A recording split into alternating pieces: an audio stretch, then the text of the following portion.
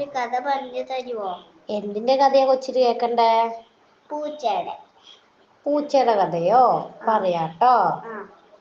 ഒരിടത്ത് ഒരു അമ്മ പൂച്ചയും അതിന്റെ കുഞ്ഞും ഉണ്ടായിരുന്നു.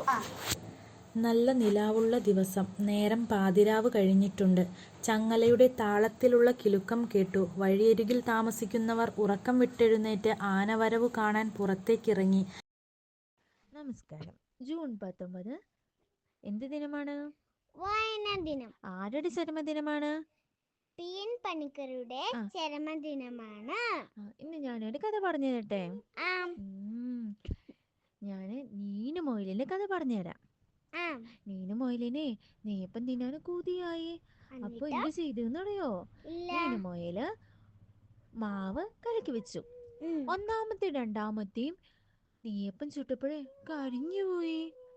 മൂന്നാമത്തെ നെയ്യപ്പം ചുട്ടപ്പോഴേ പൊടിഞ്ഞും പോയി. അങ്ങനെ നാലാമത്തെ നെയ്യപ്പം ചുട്ടപ്പോഴേ